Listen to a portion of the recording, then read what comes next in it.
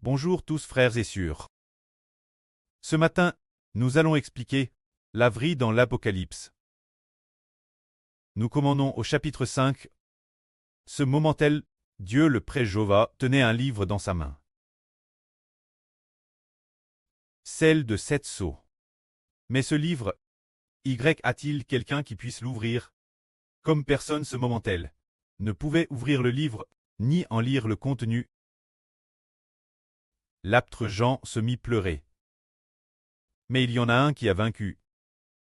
Et qui peut ouvrir le livre. Voyons. Qui est celui qui a vaincu et qui ouvre ce livre? Lisons cela. Je vis Dieu assis sur le trône, tenant un livre dans sa main droite. Ce livre est écrit en dedans et en dehors. Celle de 7 sceaux.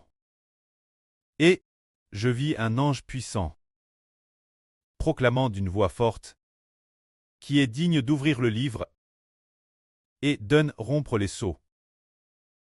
Mais, ni dans le ciel, ni sur la terre, ni sous la terre, personne ne pouvait ouvrir le livre ni le regarder, car personne ne fut trouvé digne d'ouvrir le livre et de le lire. Et je pleurais beaucoup. Mais l'une des 24 vieillards me dit: Ne pleure pas, voici. Le lion de la tribu de Juda, le rejeton de David a vaincu pour ouvrir le livre et en rompre les 7 sceaux. Et je vis au milieu du trône et des 4 traits vivants, et au milieu des 24 vieillards, un agneau debout. Il semblait avoir été immolé. L'agneau avait 7 cornes et 7 yeux, qui sont les 7 esprits de Dieu, envoyés par toute la terre. L'agneau savana, et prit le livre de la main droite de celui qui était assis sur le traîneau. Ce moment-là, le prêtre tenait un livre dans sa main droite, et ce livre devait raconter les choses qui doivent arriver bientôt. En réalité, ce livre est l'Apocalypse que nous lisons aujourd'hui. Mais personne ne pouvait ouvrir le livre. Si personne ne pouvait l'ouvrir, on ne connaîtrait pas le plan de Dieu. Ce moment-là, l'apôtre Jean se mit pleurer. Mais l'une des 24 vieillards dit: L'agneau a vaincu. L'agneau ici, c'est le Seigneur Christ. Le Seigneur Christ a été crucifié. Il a vaincu, ressuscité d'entre les morts, il a vaincu, ainsi, il peut rompre les sceaux du livre et en lire les paroles. Cet agneau, il a 7 cornes et 7 yeux sur la tête. Ces 7 cornes et 7 yeux, les 7 yeux, sont les 7 esprits de Dieu.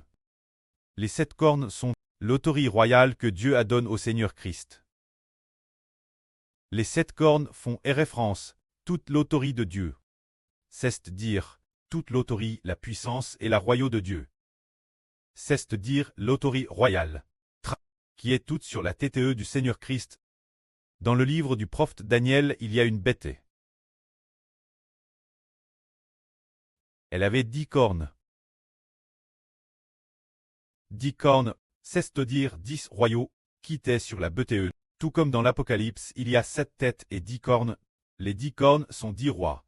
Alors, le Seigneur Christ a 7 cornes et 7 yeux. Les 7 cornes symbolisent généralement toute la royauté, ce qui signifie toute l'autorité royale. Alors qui est celui-ci? Ils savent que c'est le Seigneur Jésus, qui a vaincu.